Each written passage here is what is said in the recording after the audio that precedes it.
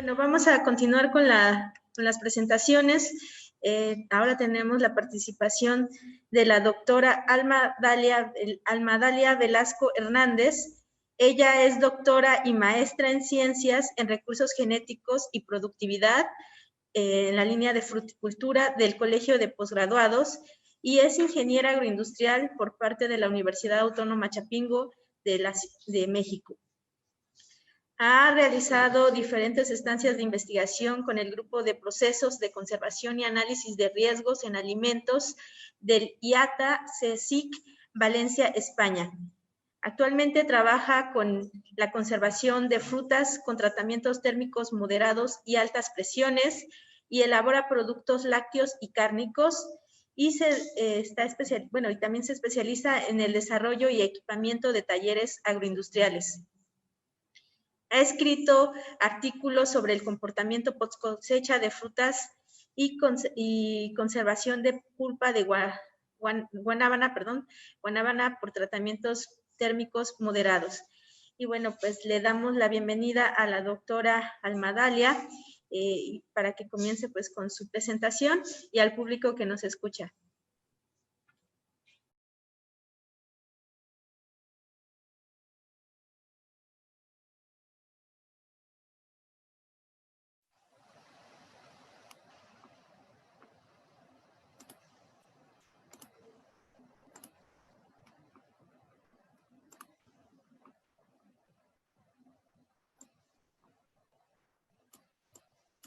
Bien, muy buenos días a todos. Yo soy Alma Dalia Velasco Hernández. Les voy a hablar acerca de un trabajo de investigación doctoral. Una parte, ya que este trabajo fue extenso. Esta parte trató de la evaluación de tratamientos térmicos moderados sobre la inactivación de Listeria monocytogenes en pulpa de guanábana. Bien, antes de comenzar con mi ponencia, quiero agradecer a la Universidad de la Costa por la invitación a participar en este tercer simposio internacional de agroindustrias en Latinoamérica. Y voy a iniciar con el tema. Antes mencionarle, como ya lo mencionó la maestra en ciencias Lady, tengo un doctorado en ciencias de la fruticultura por parte del Colegio de Posgraduados. Y en esta institución también me he desempeñado brindando mis servicios profesionales. Mi trabajo de tesis doctoral fue acerca de la evaluación de tratamientos térmicos moderados y altas presiones hidrostáticas sobre la seguridad microbiológica y calidad en pulpa de guanábana. Esta presentación contiene introducción, objetivos de nuestro trabajo, los materiales y métodos, los resultados, discusiones y finalmente las conclusiones.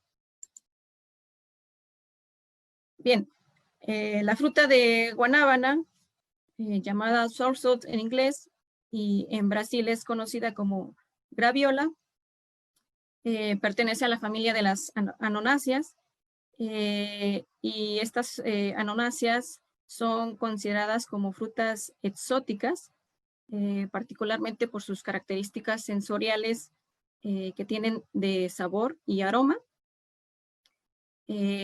Además, esta fruta de guanábana, como todas las demás frutas, también contiene nutrientes, vitaminas y minerales y fitoquímicos como son fenoles, flavonoides, antocianinas, que son vitales para mantener nuestra salud humana y por lo tanto hay estudios que recomiendan consumir frutas ya que nos van a ayudar a prevenir ciertas enfermedades crónicas, precisamente por ese contenido de fitoquímicos que contienen.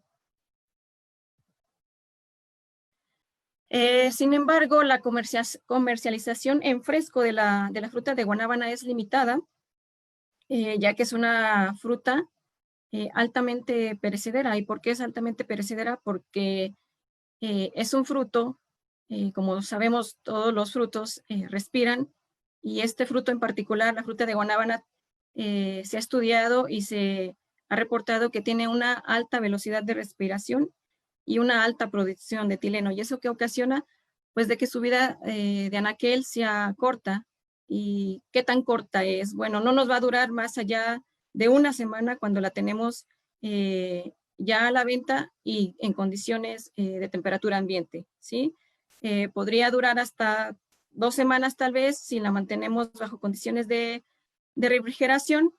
Sin embargo, cuando se debería de mantener en refrigeración, es muy importante controlar la temperatura y se ha reportado que la temperatura ideal para su almacenamiento en refrigeración podría ser de 14 a 18 grados centígrados, y esto es porque esta fruta es susceptible a los daños por frío, es decir, si la almacenamos en nuestro refrigerador que está de 4 a 6 grados centígrados, vamos a dañar la fruta, vamos a causarle un daño que se llama daños por frío, ¿sí? Vamos a notar que la fruta se va a poner oscura y también va a cambiar el sabor y el aroma.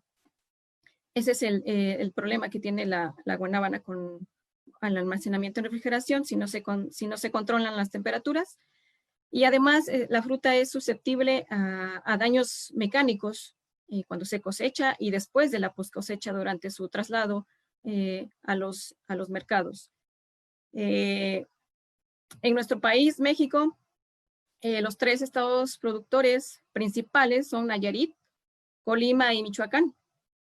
En estos estados se ha reportado que las pérdidas por post cosecha van más allá del 50%. Entonces, refleja el problema que se tiene de comercializar esta fruta de guanábana en fresco. Entonces, la otra opción que se le da a la guanábana es comercializarla como pulpa procesada. Y esta pulpa se utiliza para elaborar jugos, néctares, helados y postres. Sin embargo, cuando procesamos las frutas y cualquier otro alimento, existe un riesgo de contaminación, ¿sí? Puede haber riesgos de contaminación física, química y microbiológica. En este trabajo nos vamos a enfocar a la contaminación microbiológica, ¿sí? Se ha reportado que las pulpas de fruta, cuando son procesadas, se llegan a contaminar con microorganismos patógenos. Sobre todo hay reportes de contaminación con salmonela, con shigella, con E. coli, pero la información es escasa sobre la contaminación con Listeria monocytogenes. Esta es otra bacteria que es importante estudiar porque se sabe que puede sobrevivir a condiciones de almacenamiento en congelación. Entonces, hay pocos estudios relacionados con las pulpas de frutas y sobre todo con frutas que tienen baja acidez, como lo es la pulpa de guanábana. La pulpa de guanábana tiene aproximadamente un pH de 4, ¿sí? Y entonces, se sabe o se ha estudiado que Listeria monocytogenes es una bacteria que presenta la habilidad para sobrevivir a estas condiciones de pH bajo en las pulpas de fruta, y además puede tolerar las condiciones de congelación, puede estar presente incluso cuando nosotros almacenamos alimentos a 0 grados centígrados, ¿sí? A esa temperatura esta bacteria no se va a morir, va a estar latente, y si en algún momento nosotros le damos las condiciones adecuadas de temperatura, el microorganismo se va a empezar a reproducir, ¿sí? La temperatura ideal de reproducción de este microorganismo son a 37 grados, entonces si nos acercamos a esa temperatura, pues les vamos a dar las condiciones para que se reproduzca. Esta bacteria, Listeria monocytogenes, si la llegamos a consumir en alimentos contaminados, nos va a ocasionar una enfermedad llamada listeriosis. Existe un grupo en la población que tiene más riesgos de padecer esta enfermedad si consumen un alimento contaminado con listeria. Y este grupo se encuentran las personas con sistemas inmunitarios debilitados, las personas mayores, las mujeres embarazadas. Si llegan a consumir alimento contaminado con listeria, les puede ocasionar un aborto, y los recién nacidos también se ven muy afectados. Bien, el Codex Alimentarius, como una autoridad regulatoria de alimentos, ha establecido algunos límites permisibles para Listeria monocytogenes en alimentos listos para comer. Es decir, que ya no se les va a dar otro proceso, yo los encuentro en el supermercado y son inmediatamente para comer, sin ningún otro tratamiento. Entonces, para Listeria monocytogenes se ha establecido que un alimento no debe contener más de 100 unidades formadoras de colonias por gramo de alimento. Esto es cuando las condiciones de almacenamiento de los alimentos son adecuados, es decir, hay un control adecuado de la temperatura de almacenamiento. Sin embargo, si no se llevan correctamente a cabo estos controles de temperatura, el Códex Alimentario menciona que los alimentos se deben presentar una ausencia de Listeria monocytogenes en 25 gramos de alimento. También ha establecido una tolerancia cero para quesos y leche pasteurizada. Bien, para disminuir la carga microbiana en los alimentos procesados, hay dos grandes grupos en los que se dividen los métodos de conservación y son los métodos convencionales y los no convencionales. Bien, los convencionales es donde se utiliza el calor y el más conocido es la pasteurización térmica. Dentro de los alternativos o no térmicos está la ultrasonicación, los campos eléctricos pulsantes y la alta presión hidrostática, por mencionar solo algunos. Sí, particularmente, además, en este trabajo de investigación que se hizo, se trabajó con pasteurización térmica y con alta presión hidrostática. Sin embargo, yo les voy a dar a conocer solamente la parte de pasteurización térmica, ¿sí? Tratamientos térmicas. Sin embargo, les quiero mencionar que la alta presión hidrostática es una tecnología emergente que ha surgido precisamente como una alternativa al proceso térmico, ¿sí? Ya que se sabe que los procesos térmicos severos pues ocasionan cambios significativos en las propiedades nutritivas y organolépticas de los alimentos. Entonces, estas tecnologías emergentes se están estudiando y se sabe que el cambio en esas propiedades nutricionales y organolépticas son mínimas. Entonces, estas tecnologías están bastante desarrolladas, sobre todo en Europa y en Estados Unidos. En Japón también ya se manejan. Sin embargo, en México hay algunas empresas que las empiezan a manejar y tengo entendido que hay una empresa en Michoacán donde se procesa aguacate y se obtiene guacamole y es donde utilizan esta tecnología para conservar el guacamole. Ajá. Entonces, en México queda mucho que trabajar sobre estas tecnologías emergentes. Bien, cuando se hacen los estudios de inactivación de microorganismos y básicamente se tiene que cumplir con un criterio microbiológico, ¿sí? Las autoridades regulatorias de alimentos como la FDA ha establecido un criterio específicamente para jugos y pulpas de frutas, ¿sí? Cuando se hace en los estudios de inactivación del microorganismo a estudiar, se tiene que cumplir o lograr al menos una reducción de 5 ciclos logarítmicos del microorganismo en estudio que va a estar inoculado en 100 mililitros de jugo o de pulpa de fruta, y esto con la finalidad de garantizar la salud pública.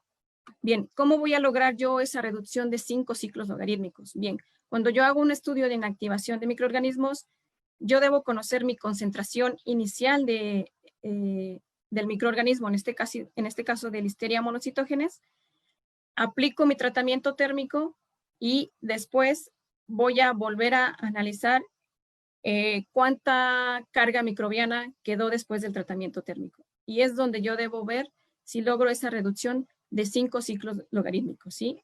Más adelantito les voy a explicar cómo vamos a calcular esta reducción. Bien, en base a ese criterio microbiológico que debemos cumplir, cuando se hacen estudios de inactivación de microorganismos, el objetivo de este trabajo fue evaluar el efecto de los tratamientos térmicos sobre la inactivación de Listeria monocytogenes inoculada en la pulpa de guanábana. Después, generar un modelo matemático para conocer el comportamiento de Listeria monocytogenes bajo tratamientos térmicos. y así determinar las condiciones de los tratamientos que permitan el control de Listeria monocytogenes en la pulpa de guanábana. ¿Cuáles van a ser esas condiciones? Vamos a determinar a qué temperatura y en qué tiempo yo voy a lograr esa reducción de 5 ciclos logarítmicos que les mencioné anteriormente para cumplir con el criterio microbiológico establecido por la FDA. Bien, vamos a pasar a materiales y métodos. Primero es tener nuestro cultivo de Listeria monocytogenes. Bien, para este estudio se usó una cepa de Listeria monocytogenes de la colección de cultivos tipo americana que se encuentra en la Universidad Nacional Autónoma de México. Esta cepa de Listeria monocytogenes se encontraba en agar cistina tricasa, mantenida a una temperatura de 5 grados centígrados. De esta muestra se tomó una alícuota y se transfirió a 100 mililitros de caldo de infusión cerebro-corazón estéril. Después se incubó a 37 grados centígrados durante 24 horas en agitación constante de 200 revoluciones por minuto. Esto con la finalidad de que la bacteria llegara hasta una fase de crecimiento estacionaria, ¿sí? El objetivo es lograr su mayor reproducción. Después de este tiempo, la muestra se centrifugó 2 veces a una temperatura de 4 grados centígrados durante 15 minutos a una velocidad de 4000 veces la gravedad. Después de esto, se resuspendió en 50 mililitros de caldo de infusión cerebro-corazón estéril. Y después, esta muestra de 50 mililitros se distribuyó en viales de congelación. Se colocó una muestra de esta suspensión, agregando 1 mililitro de glicerol al 20%. Ya que yo tenía esa muestra de 2 mililitros de mi bacteria, esta muestra se almacenó a menos 63 grados centígrados para su posterior uso en los tratamientos térmicos. Se calculó la concentración inicial de la bacteria y fue de 10 a la 9 unidades formadoras de colonia por mililitro. Bien, hasta aquí ya tenemos lista nuestro cultivo celular de Listeria monocytogenes y enseguida se obtuvo la pulpa de guanábana. Bien, la guanábana se compró en estado de madurez de consumo en la central de abastos de la Ciudad de México. Esta fruta de guanábana se despulpó, se separó la cáscara y las semillas de la pulpa. A la pulpa se le determinó el pH, que fue de 3.74, los sólidos solubles totales, que fue 8.1 grados bits. También se calculó el contenido de ácido cítrico, que fue de 0.74%, por el método de titulación con hidróxido de sodio al 0.1 normal. Después esta pulpa se homogenizó con agua en una relación 1:1, se filtró y también se almacenó a menos 63 grados centígrados hasta su posterior uso. Bien, ahora ya que tenemos nuestro cultivo celular de nuestra bacteria y la pulpa en la cual se va a inocular, les quiero mostrar en este cuadro los tratamientos que se hicieron. Los tratamientos térmicos se hicieron en base a un método llamado método de capilares, que lo voy a explicar enseguida. Aquí les quiero mencionar que se evaluaron 5 niveles de temperatura, que fueron 50, 52.5, 55, 57.5 y 60 grados centígrados. Para cada nivel de temperatura se evaluaron distintos tiempos. Bien, ¿cómo se hizo este tratamiento térmico con capilares?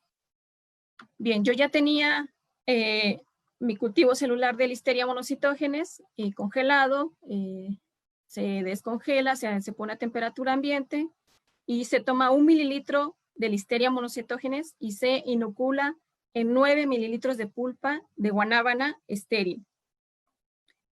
Esta muestra se homogenizó durante 1 minuto en Vortex y después se llenaron estos capilares que tenían una capacidad de 100 microlitros, que medían 1.25 mililitros de longitud, y se hicieron 4 repeticiones para cada tratamiento, ¿sí?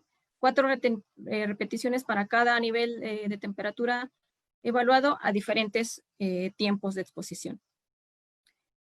Una vez que estos capilares se llenaron con la pulpa de guanábana que ya estaba inoculada con nuestra bacteria, se sellaron en un extremo con la flama de un mechero y en el otro extremo con la grasa silicona, de tal manera que este capilar quedaba en forma de un bastón, porque después esos capilares se colocaron en una pequeña lámina cuadrada que tenía orificios, se colgaron para poder introducirlos en un baño María, ¿sí? Este baño María pues se acondicionó a las temperaturas de trabajo, y para cada temperatura de trabajo pues se fueron evaluando diferentes tiempos de exposición, ¿sí? Se consideró un tiempo de 3 segundos para que las muestras con los capilares alcanzaran la temperatura de trabajo. Después de los tratamientos en baño María, los capilares se transfirieron en agua fría y después se hicieron diluciones seriadas, ¿sí? Las diluciones consistieron desde hacer una dilución de 0 hasta -6. La dilución 0 consistió en que el capilar completo que estaba lleno con nuestra pulpa se sembró en una placa Petri directamente. Esa es la dilución 0. La dilución 1 consistió en colocar los 100 microlitros que contenía mi capilar en 900 microlitros de agua de pectona. Y de esa muestra se tomaron únicamente 100 microlitros para sembrarlas en una placa Petri.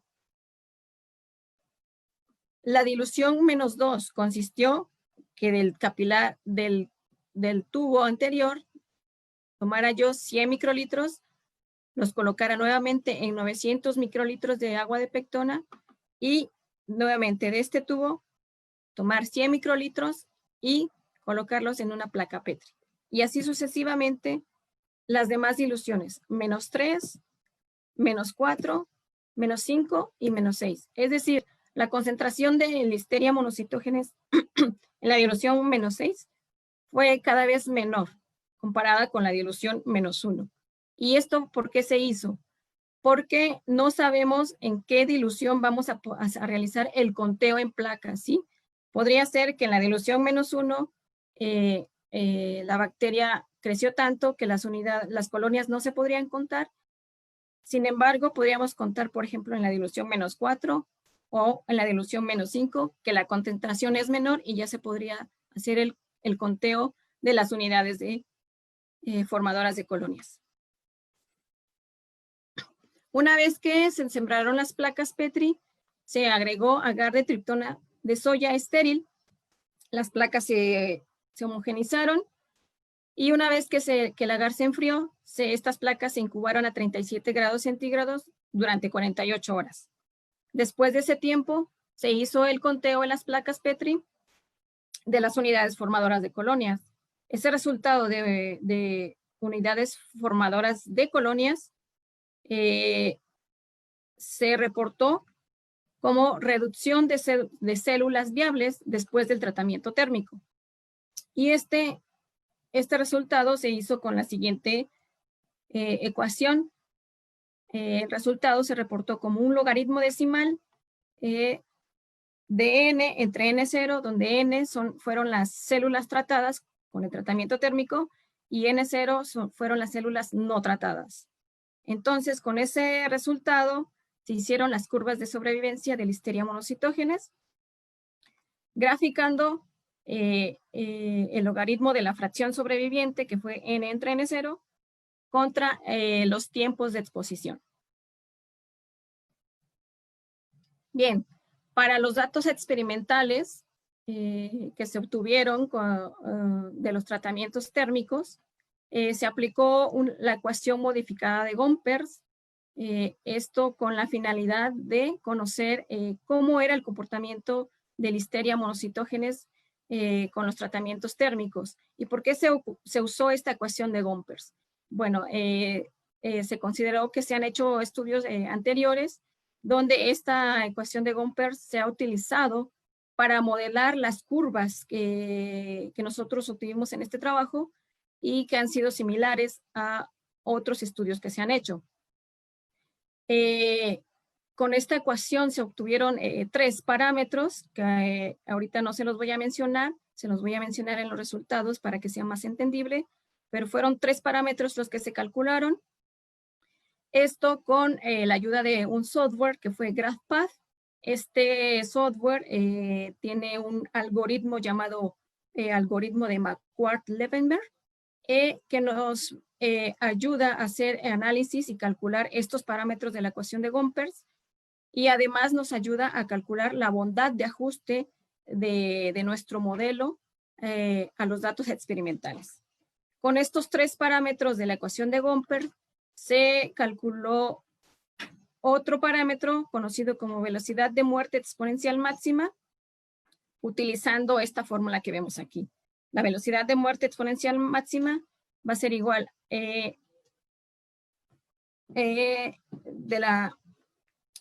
utilizando el parámetro B y C de la ecuación de Gompers dividido entre E,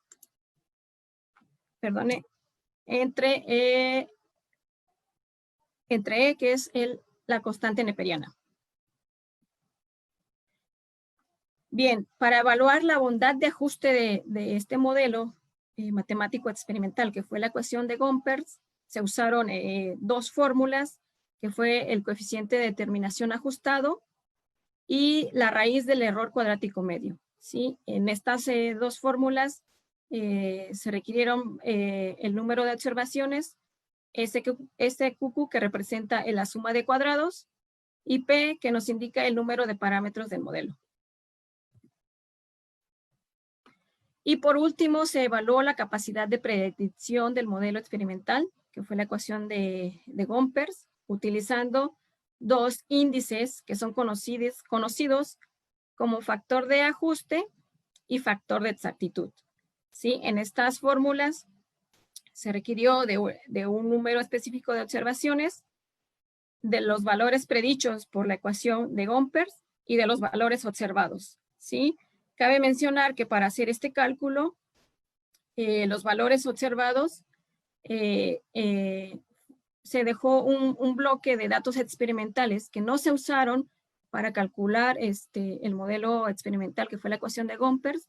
Se reservó otros datos precisamente para hacer solamente este análisis.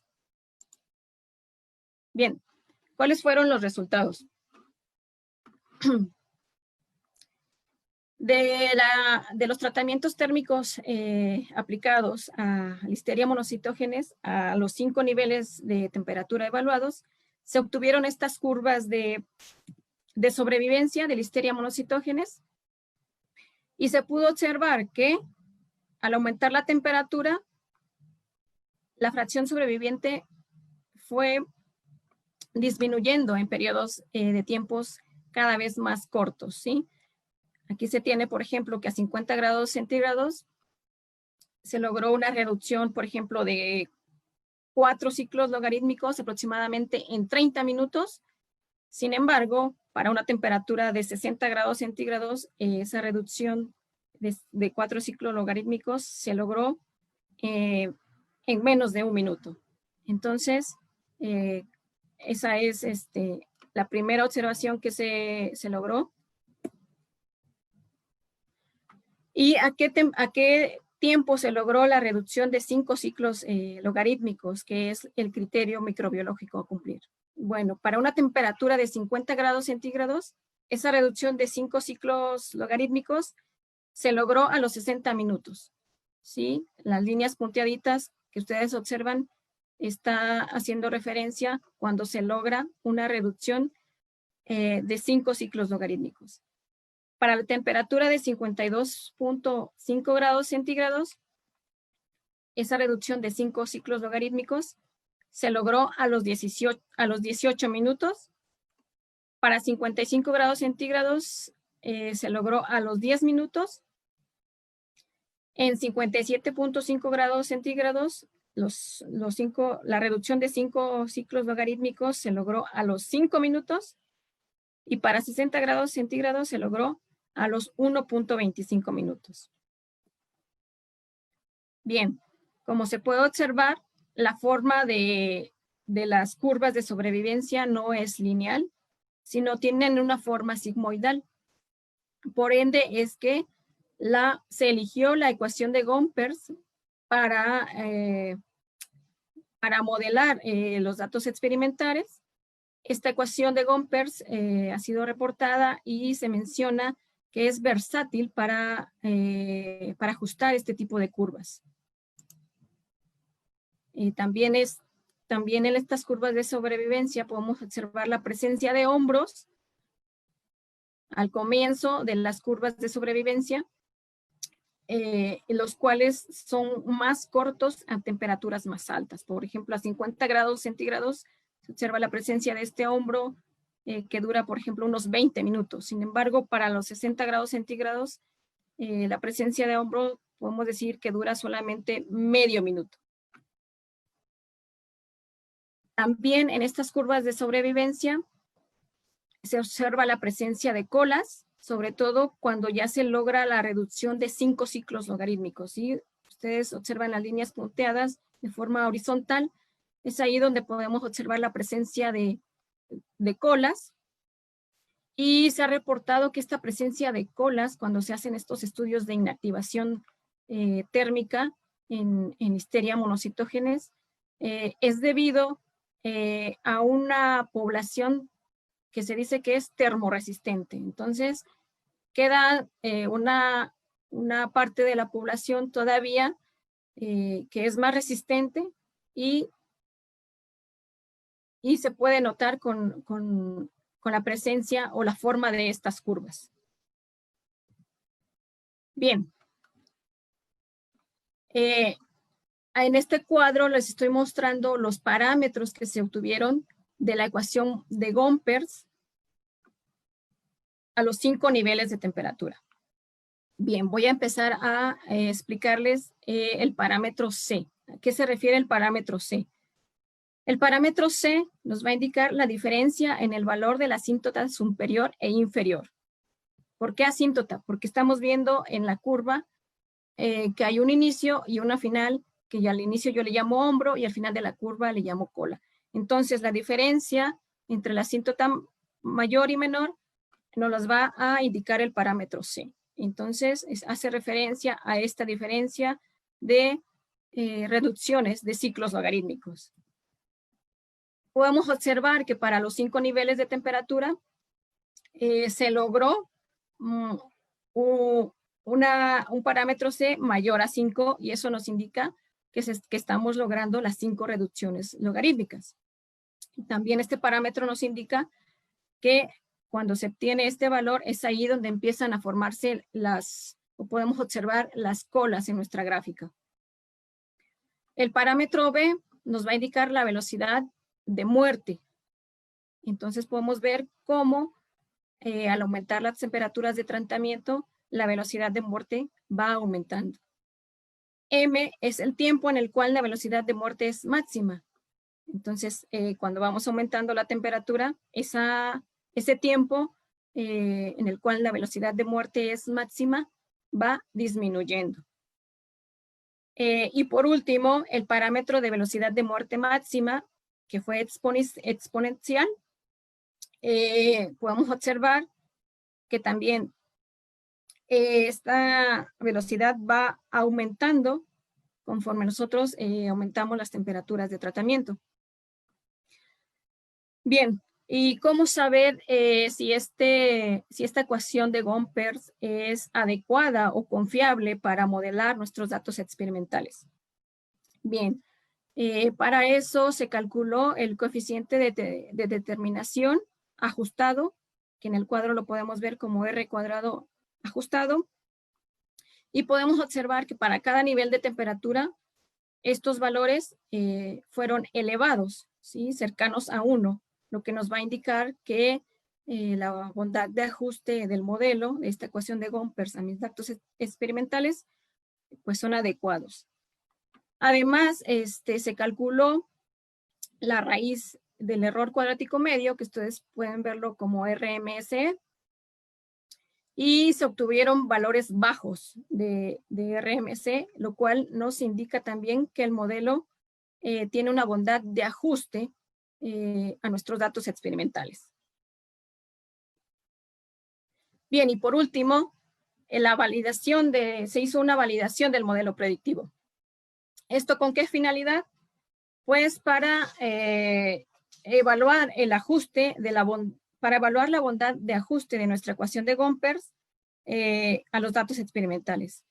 Se calculó el valor de ajuste para los 5 niveles de temperatura y se compararon con factores ya establecidos que se deben cumplir. Si estos valores no se encuentran dentro del rango, pues nuestro modelo predictivo no es aceptable, ¿sí? O no es confiable. Para este estudio en particular, todos los valores del factor de ajuste y todos los valores del factor de exactitud estuvieron dentro del rango que podría ser aceptable. Entonces, se sugiere, o en este sentido, que la ecuación de Gompers podría ser aceptable para predecir el comportamiento de Listeria monocytogenes que estuvo inoculada en nuestra pulpa de guanábana y que se trató térmicamente a estos 5 niveles de temperatura. Bien, como conclusión tenemos que las reducciones de 5 ciclos logarítmicos de Listeria monocytogenes en la pulpa de guanábana se lograron a estas condiciones: a 50 grados centígrados durante 60 minutos, 52.5 grados a 16 minutos, 55 grados centígrados por 10 minutos, 57.5 grados centígrados a los 5 minutos y 60 grados centígrados a los 25 minutos. Y estas son las condiciones para decir que nuestra pulpa que evaluamos es microbiológicamente segura, porque estamos cumpliendo con el criterio establecido por la FDA. Bien, en esta tabla solamente les quiero mostrar que se hizo además un análisis para conocer la presencia o ausencia de algunos otros microorganismos, como hongos y levaduras, mesófilos aerobios, coliformes totales y E. coli. Y bueno, después de los análisis, solamente el tratamiento térmico de 50 grados centígrados durante 1 hora presentó hongos y levaduras y mesófilos aerobios, pero estos datos se encontraban dentro del nivel permisible de las normas oficiales establecidas aquí en México. Y rápidamente les quiero comentar que también se hizo un análisis de las propiedades físico-químicas de la pulpa y se determinó que conforme se aumentaba la temperatura de 50 a 60 grados centígrados, hubo una disminución de azúcares totales, de los azúcares reductores, de los fenoles también hubo una disminución. Sin embargo, el tratamiento menos severo, que fue de 50 grados centígrados durante 60 minutos, no hubo una disminución significativa de fenoles. También hubo cambio del pH, no cambiaron los sólidos solubles totales ni la acidez titulable, pero sí hubo una disminución de ácido ascórbico, y los mejores tratamientos donde no hubo cambio significativo del ácido ascórbico, el contenido de ácido ascórbico, fueron el tratamiento de 50 grados centígrados durante 60 minutos y el tratamiento de 50.5 grados centígrados durante 16 minutos. Bien, y eso sería todo.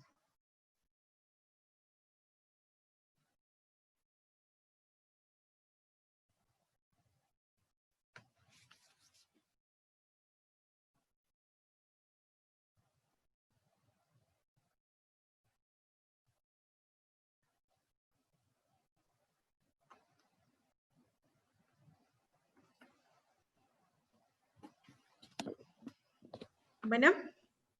Sí. Hola, primero que nada, muchas gracias, doctora. Su presentación muy interesante y más por precisamente cómo afectan los tratamientos térmicos a la calidad nutricional de los alimentos. Es una una investigación muy interesante. Y pues aquí tenemos algunas preguntas. Algunas personas nos dejaron sus preguntas en el chat. No vamos a poder resolver todas, voy a seleccionar una, pero si por favor ahorita que terminemos usted puede acceder al chat y pues ya nos puede ayudar a contestar algunas formas más extensas estas preguntas. Entonces, aquí alguien hacía una pregunta que está muy relacionada con la parte nutricional, que es la que voy a desarrollar. Dice, ¿qué tipos de vitaminas y minerales se encuentran con mayor frecuencia en la guanábana y que pueden verse afectados por el tipo de tratamientos térmicos? Sí, en este estudio particularmente evaluamos el contenido de ácido ascórbico. Entonces, los estudios reflejaron que sí hay una disminución del ácido ascórbico, sobre todo en la temperatura más elevada que se evaluó, que fue 60 grados centígrados. El mejor tratamiento donde no hubo una disminución significativa fue a 50 grados centígrados y 52.5 grados, ¿sí? Evaluamos también el contenido de azúcares. Básicamente eso fueron lo que evaluamos, ¿no? Habría muchas otras, digamos, variables que se podrían haber evaluado, pero en este trabajo solamente se consideraron esas variables. Ok, pues muchas gracias. Seguramente ya si indagáramos sobre los fenoles, pues habría algunos daños ahí. Bueno, voy a proceder a darle el reconocimiento que emite nuestra universidad.